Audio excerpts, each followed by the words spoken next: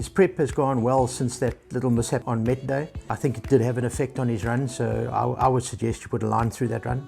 But he was still good enough to run fourth.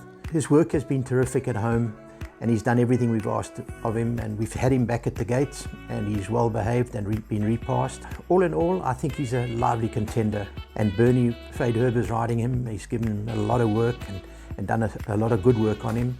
I'm pretty confident that we can upset the apple cart.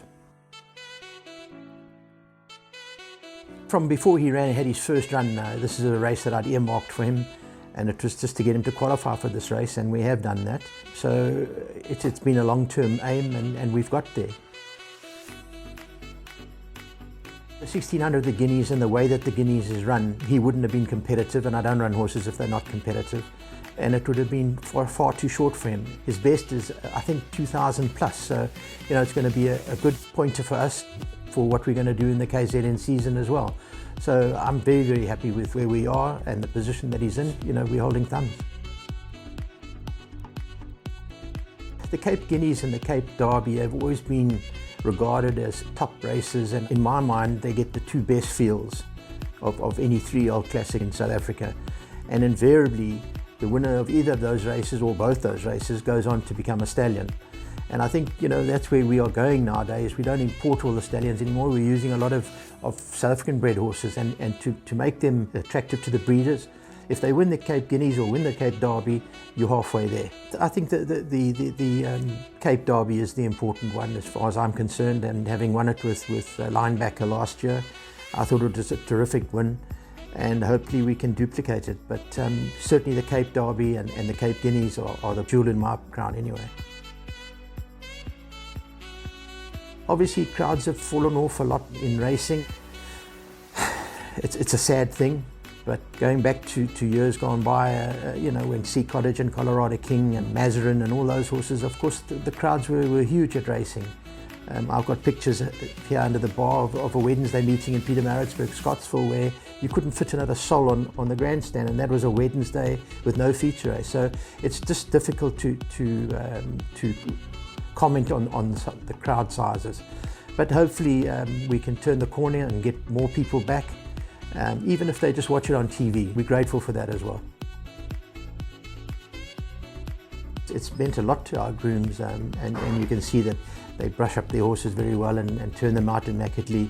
So, you know, it's really a wonderful incentive, and I think the racing game in general must owe Lady Laidlaw a huge gratitude for doing this, and it's just really, really important to get the grooms involved. They do an enormous amount of work, and really I don't think they get the accolades that they deserve. I've got a good team of grooms. 25 of them have been with me for nearly 30 years and longer, so, you know, to get them recognized like this and get some kind of financial reward for their hard work is great. It really is, and thank you, Lady Laidlaw.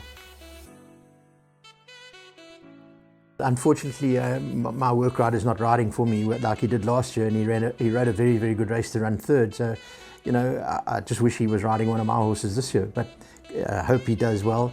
But yeah, there's a lot of camaraderie amongst the work riders, and two of the work riders who were able to were here to ride work yesterday morning and sprint their horses up.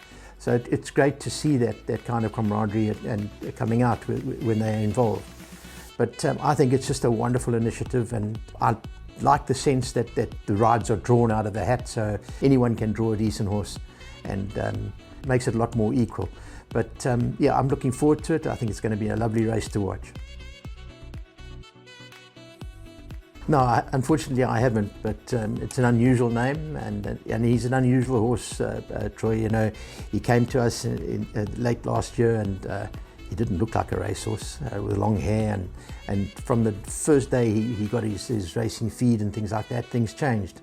And you'll see him in the ring. He's not an imposing horse, but he's an extremely good athlete. I would say he's freakish. His cruising speed is phenomenal, and Richard worked him yesterday morning, and he just got off and shook his head. He just does everything that you ask him to do with such ease. I just hope that it comes out in the race on Saturday, and I'm very confident with him anyway.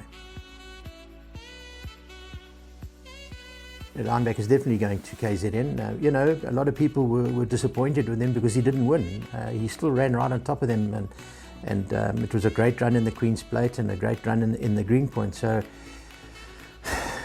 then he finished off in the Met and ran third there, which I thought was a terrific run in a muddling run race.